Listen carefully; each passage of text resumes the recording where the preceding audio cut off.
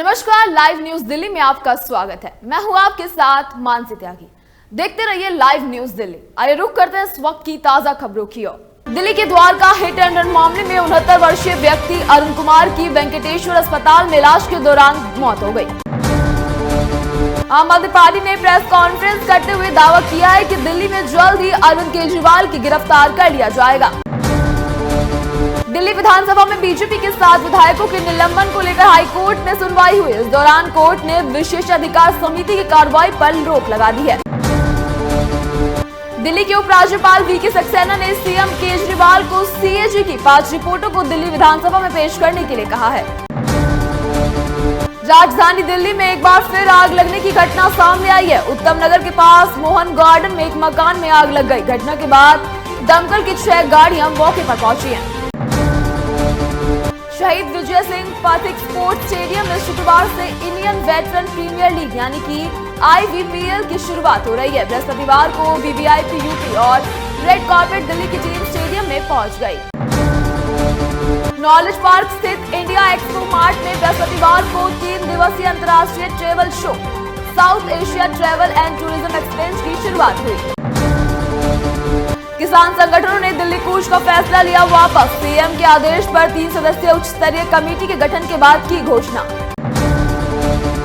Zoom car app से किराए पर कार लेकर गांजे की तस्करी करने वाले अंतर्राज्यीय गिरोह का खुलासा। कल क्राइम रिस्पांस टीम यानी कि CRT और कोतवाली सेक्टर 20 पुलिस ने गाजियाबाद निवासी विकास शर्मा और कपिल चौधरी को किया गिरफ्तार। इस वक्त की बड़ी खबर आ रही है जो किसान आंदोलन में एक और अन्नदाता की जान चली गई। दिल्ली चलो मार्च के बैनर तले किसानों के प्रदर्शन में होने वाले ये 5वीं मौत है। आंदोलन के 11वें दिन यानी कि शुक्रवार 23 फरवरी 2024 को ये रिपोर्ट में बताया गया कि खनौरी बॉर्डर पर हालिया एक मौत हुई है। मृतक की पहचान 62 साल के दर्शन सिंह के रूप में हुई है। वह पंजाब के बठिंडा में आमरगढ़ गांव के रहने वाले थे। 13 फरवरी 2024 से वो खनौरी बॉर्डर पर रह रहे थे। दर्शन सिंह के परिवार के पास 8 एकड़ की जमीन है और मौजूदा समय में उनकी फैमिली पर 8 लाख रुपए का कर्ज है। कुछ रोज पहले ही उन्होंने बेटी की शादी की थी। वैसे किसान नेता सरवन सिंह पंडेर ने दर्शन सिंह की मौत के बारे में जानकारी देते हुए बताया कि वो खनौरी बॉर्डर पर थे। चौथे शहीद है। 62 साल के दर्शन सिंह की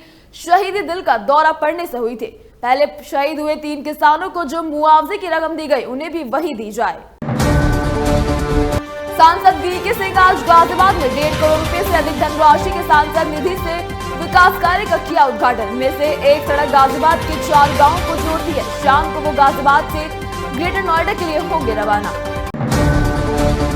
गाजियाबाद के वसुंधरा में सेक्टर 16 स्थित एक होटल में भाजपा के राष्ट्रीय उपाध्यक्ष बैजयंत पांडा ने पश्चिमी उत्तर प्रदेश भाजपा पदाधिकारियों के साथ बैठक की। बैठक में कहा कि लोकसभा चुनाव 2024 में बीजेपी ने 370 पर सीट हासिल करने का लक्ष्य रखा है। नोएडा सेक्टर 62 से साहिबाबाद तक मेट्रो के 30 चरण के प्रोजेक्ट की गाजियाबाद में जेवर RRTS प्रोजेक्ट नमो भारत रेल बाधा नहीं बनेगी। नगर की एक कॉलोनी में मकान मालिक के पुत्र के द्वारा 17 वर्षीय छात्रा से दुष्कर्म के मामले में पुलिस ने कमरा देने वाले 2 अलग-अलग होटल के प्रबंधक को किया गिरफ्तार। राजधानी दिल्ली के बेगमपुर इलाके में एक सड़क हादसे में स्कूटी सवार की मौत हो गई। पुलिस ने मामला दर्ज कर जांच शुरू कर दी है। शराब नीति में हुए कथित घोटाले के मामले में ईडी के एक बार फिर से दिल्ली के सीएम अरविंद केजरीवाल को समन भेजकर बता दिया है कि केजरीवाल को पेश होना ही होगा। हल्दीराम, बीकानेर स्वीट्स, हीरा स्वीट्स, नथु स्वीट्स समेत 31 होटल और रेस्टोरेंट को नोटिस किया गया जारी। कौशाम्बी के करारी थाना क्षेत्र के शेषा में पंडित दीनदयाल उपाध्याय राज्य की आश्रम पद्धति विद्यालय में छात्रों को सही सुविधा न मिलने पर हॉस्टल के सभी छात्रों ने स्कूल का गेट बंद करके जमकर धरना प्रदर्शन किया। दिल्ली की सड़क पर खुलेआम हुड़दंग। विकासपुरी फ्लाईओवर पर युवकों ने फोड़े रंगीन बम। 5 दबोचे, मामला दर्ज। बड़ी खबर है लोकसभा चुनाव की तारीखों को लेकर, जहां तारीखों का ऐलान कब हो सकता है इसी को लेकर बड़ा अपडेट सामने आया है। सूत्रों के हवाले से मिली खबर के अनुसार चुनाव आयोग ने 13 मार्च के बाद किसी भी दिन लोकसभा चुनाव की तारीखों का ऐलान कर दिया है। 2024 के लोकसभा चुनाव 7 से 8 चरणों में हो सकते हैं। तुम्हारी चुनाव आयोग 13 मार्च के बाद लोकसभा चुनाव की तारीखों की घोषणा कर सकता है। चुनाव आयोग के सूत्रों ने कहा है कि आयोग आम चुनाव की तैयारियों का आकलन करने के लिए कई राज्यों का दौरा भी कर रहा है और एक बार ये पूरा होने के बाद तारीखों की घोषणा की जाएगी। इसी के साथ ही आपको बता दें कि केंद्रीय चुनाव निकाय के अधिकारी अभी तमिलनाडु का दौरा करने पहुंचे हैं, जिसके बाद उत्तर प्रदेश और जम्मू कश्मीर का दौरा किया जाएगा।